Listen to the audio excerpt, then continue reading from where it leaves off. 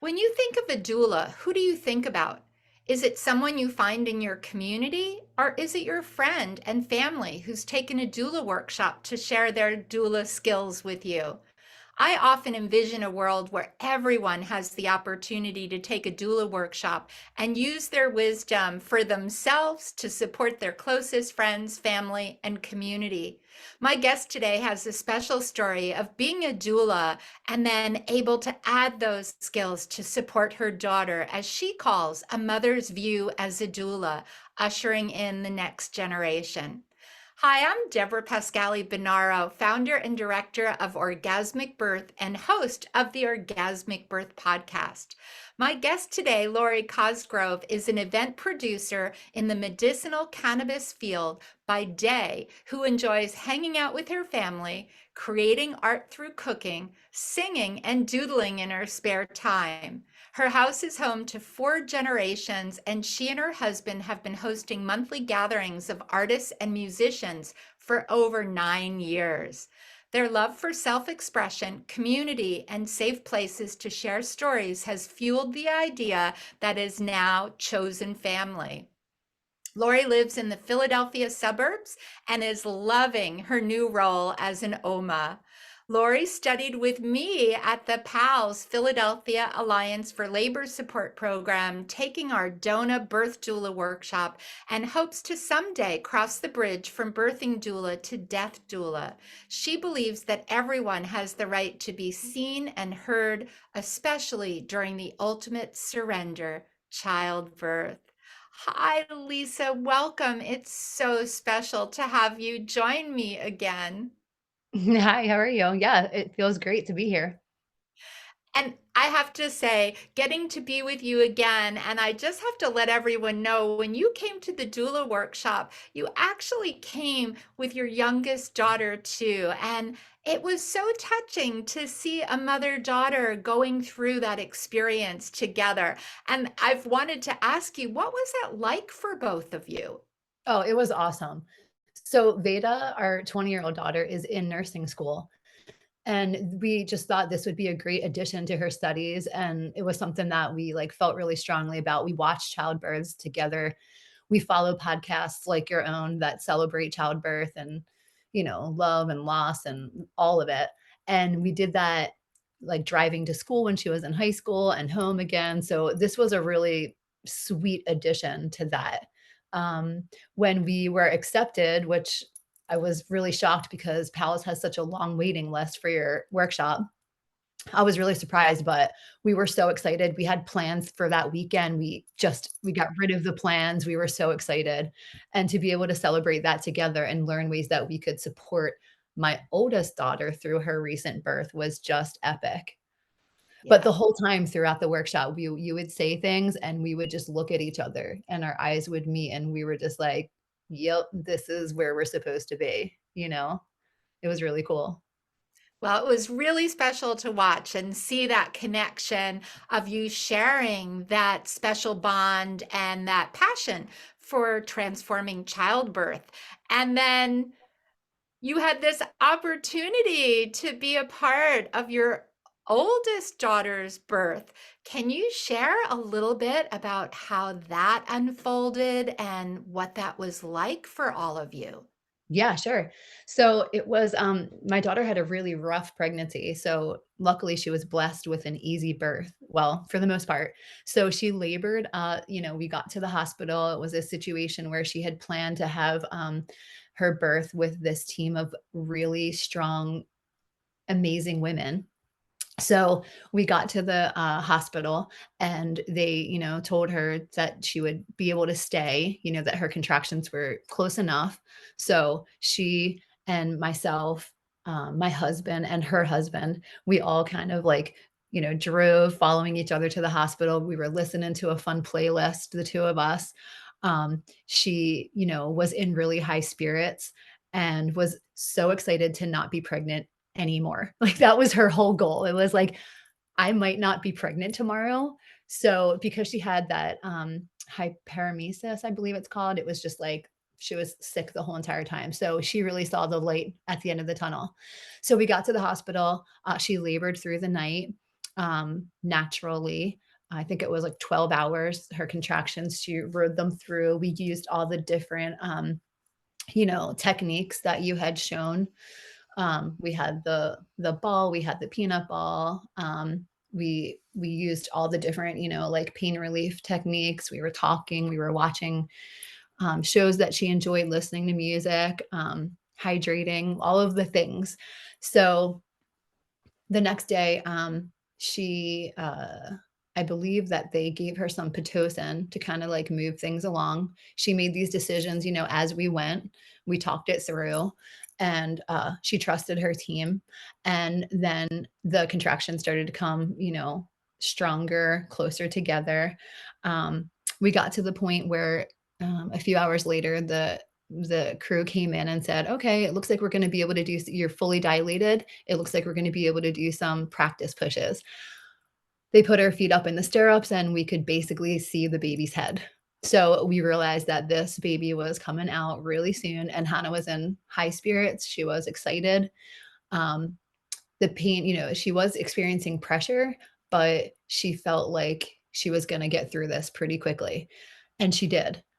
She wrote about 4 contractions and the baby was born, a healthy baby with light. She came out, she looked up at her dad with a really strong neck. She looked at Hannah. It was like unbelievable.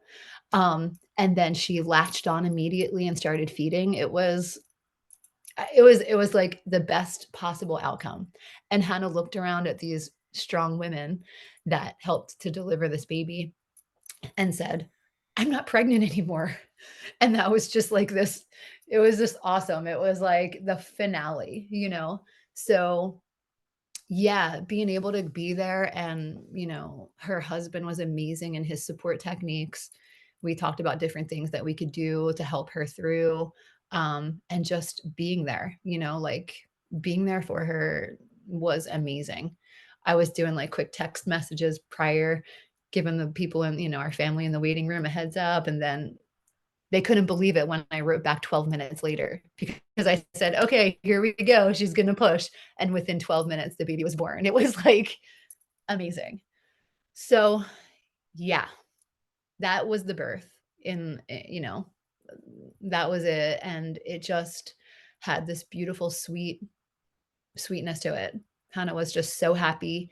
She didn't make a sound the whole time and which, you know, we see these different births and everyone is different. The way that we go through pressure and pain is just our own. So you kind of have these, like, as a mom, these ideas of how it's going to go down. And oh my goodness, like you're anticipating, you're waiting for a shoe to drop, maybe you're looking around the room for cues of like, is everybody cool? Is anyone nervous? It was just, I mean, I don't use the word perfect often, but if there could be a comparison, it would have been that. Wow. What a beautiful birth story. And to be a mother and invited in to provide support to your daughter is truly special, right? What a blessing. And Oh, how was it to be kind of in that doula role, knowing you had all this doula knowledge and being a mother and a soon to be grandmother? What were some of your feelings? oh my gosh, like prepared was really cool. To feel like I had like like a tool belt was really awesome, because I think otherwise I would have been just much more nervous and, just like anxious. I was at ease. We were watching funny comedy. The local, the kids baseball team from our county that we live in had made it to like the World Series. So we had that on the TV at one point. Everything was really light. So we were able to keep things light also. And then Hannah's vibration was just anticipation, excitement. Um, she was just a warrior through it. She would have these surges and she would just kind of ride it, and she would, talk about it. And then here comes the next one. So the way that she was processing it was really helpful for her husband and I to just kind of like be in it with her. It wasn't like we were all like separate. We felt like a team, and we felt like we were all like interconnected. with the baby as well. So the four of us were kind of in this portal of peace, which again, I didn't anticipate, but did. It was awesome. And I have to ask, because I know you talked about this was a healing experience for you. And I'm wondering if you could talk about that. What was some of your birth experiences like? And now, how was this healing to see your daughter birth and be there for support? Yeah. So that was a big part of it. So with my birth with Hannah, it was pretty traumatic. It was a teaching hospital. There was a bunch of students in the room. All these eyes were on me. I was 19 years old. Things really got going quick because again, there was a few parallels with our births that I was kind of like, oh boy, like I've that happened with me and it wasn't the best outcome. So there was this as we breached each of those, um, I was able to kind of relax because they were going in a different direction for Hannah. It was like, this isn't about you, these like mantras and reminders of like, just because you have experience with this, it doesn't mean that the outcome is going to be the same. So that was a big part of the healing for me. Um, but definitely moments where I was like, I had to quiet my voice because as a doula, we're their voice, so it was like, okay, don't, I just had to really like quiet, um, not my voice, I guess I shouldn't say, but quiet my fear and kind of put that in the back and understand that, I'm supposed to just relay her fear if that were to come up. So I had the ability to kind of like heal the PTSD from my birth because I had with her, I had also been given Pitocin. It was really intense for me and the baby came really fast. Um, but I had like fourth degree lacerations and that was something that I didn't even know was possible. So I was like, oh, having to heal from that. Luckily, I was so young and I did heal very quickly, but that was something that I didn't anticipate happening. I wasn't really aware. I didn't have someone other than my husband at the time, but I didn't have anyone there to say, okay, these are our options or whatever, like there just wasn't any discussion. It was just all being done and happening. So she didn't have one stitch. She had one stitch actually. And I was just like, that was another thing I was super fearful of. Like internally, I was like, oh my gosh, like if there's like a physical, connection that we have, like, oh my gosh. And they said, you know what, you actually need half a stitch, but we can't give half a stitch. So you're gonna get one stitch. So that was another, like, it was all these steps of like, see, it's great. See, it's great. The fear was easily dispelled and we came out. I was definitely a different person leaving that room, as we all were. So very powerful. Thank you, Lori, for sharing because I think birth has such a healing ability. And I'm sure for other parents that might be listening, too often I think people that are pregnant say their parents put their fears on them, right? And so, Totally. how wonderful that you could understand that those were your fears to Mhm. process and allow Hannah to vocalize her fears, but also that then her birth can be healing. I often say birth can heal generations I of now I know for what us. you mean. Yeah. And help us birth forward. Now, Hannah has a different story to bring forward to her children and grandchildren as well. So, Totally. do you feel that were there things that Hannah did and you helped her in preparing for birth that helped her to be in that place? So one thing that she did, she studied a bit of the hypno baby philosophy. That was something a friend of mine suggested. We talked about it a bit. Veda and I, when we came home, so Hannah was like using those CD discs to really like understand how the body can birth while in a coma. The body can birth in all these different, tense situations or in war, anything. Like the body is going to help you and do what it needs to do. Um, But also when Veda and I, were a part of the workshop, we came home and we were so energized and excited. Although it was a long weekend, we felt like we needed to quickly take out our notes and tell Hannah all of these things that she should be doing. Have your knees lower than your pelvis, start using the ball. Um, think of things that you want to bring into the room and the space that put you at ease.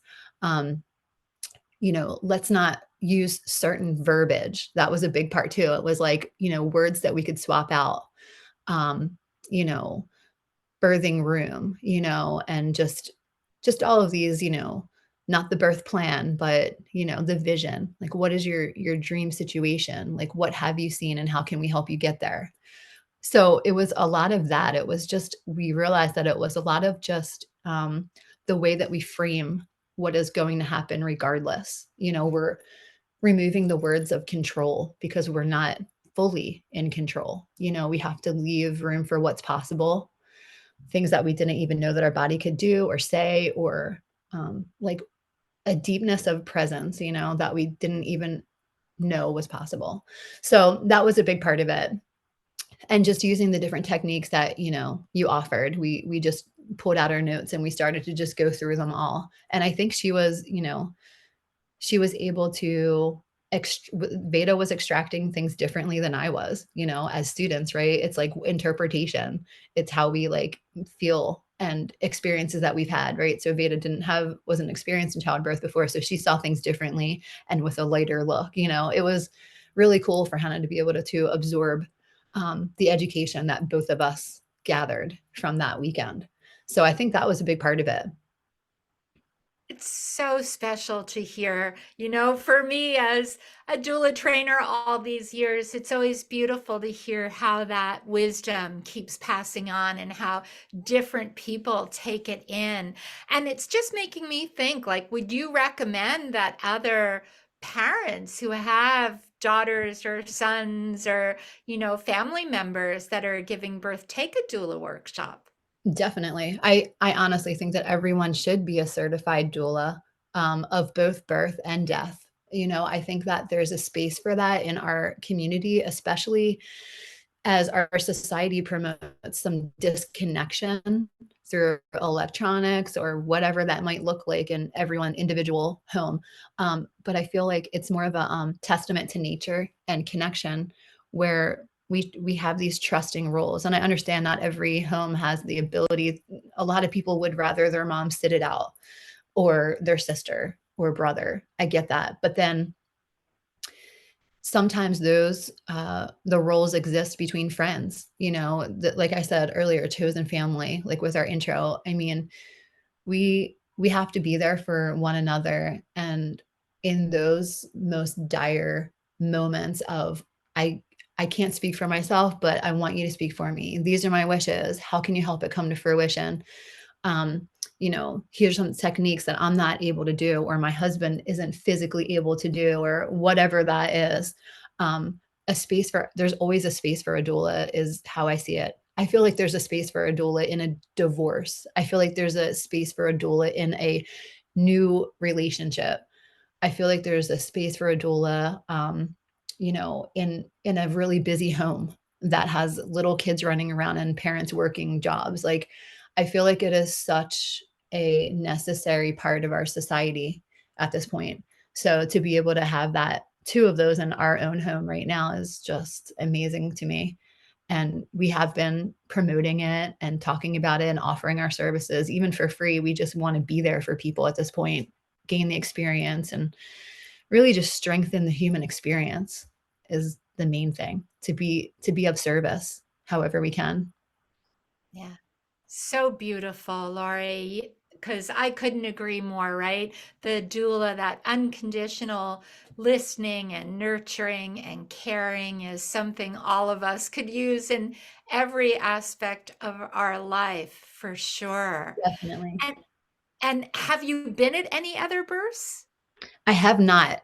Okay. I mean, prior to this, I was at one of my best friend's births, like 11 years ago or so. But I was kind of like, in a secondary kind of position, like out of the room, but kind of listening and taking in the process. And talking to the midwife team and just being really inspired, I would say. That was definitely a moment of inspiration for me where I was like, wow, I want to be a part of a birth at some point, but at that point, I didn't, I wasn't putting energy into it. So at this point in my life, my husband and I even considered 5 years ago having another child, and we were like, "Oh my gosh, like, should we do this?" Because we were young enough to still do it, but we had, like, a 20-year-old 21-year-old, and, like, my other daughter was 6 years younger. It was and then we realized that this is how it was supposed to happen. We were supposed to take on these roles as Oma and Papi and support however we can. So, it's I know that it's gonna happen. We're gonna have more births. I feel it, like, in my body that I'm gonna be present for more births. What that looks like, I'm not sure, but yeah, we are signed up with, the PALS list. We would love to be at, more births for sure.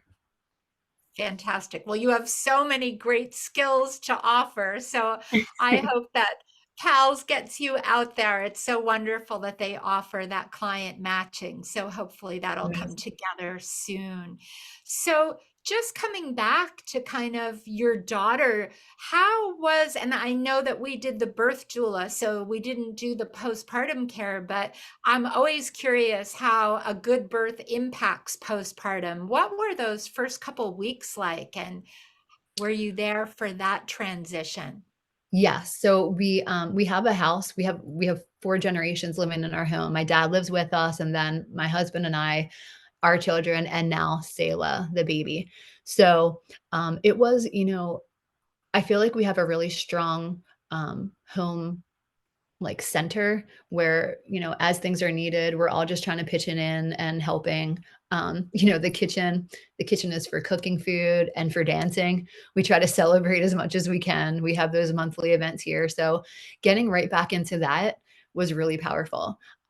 I think it was, like, 3 weeks after Hannah gave birth, we had our, first gathering, which is called soiree, um, and Hannah was able to sing because she is a singer. The baby's name means musical interlude in the Bible, Selah. So there was all these like pieces to the puzzle that were like fitting together pretty quickly after because Hannah was rejoicing. She was like so happy to not be pregnant anymore. And of course, there was those first feelings of, oh my gosh, like the baby is so young and to have people around and like all those first child mom thoughts were definitely present. But she really, believed that having her around, the family after a few weeks would be a good idea. So she's definitely, hasn't met all of our family at this point, but it's happening. She was just baptized this past Saturday, so that was a whole like new wave. But they're both doing really well. Paul and I are so proud of, the love that they're giving this baby and the care. It's really beautiful to witness and to be a part of. And, they ask us our suggestions. And I think that's what it's all about, like that tribal, um, like support system that we see in all around the world.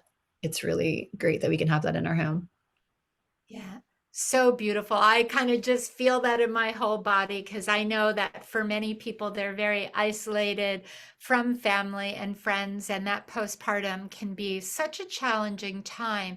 But when you Definitely. have family and community there to support you, what a difference. Oh, So, yeah. yeah. For people that are listening and might either be planning a pregnancy or pregnant, what would be from your own experience or from, your journey with Hannah and being a doula, what would be a tip that you would say to them that you would really recommend they do in preparation?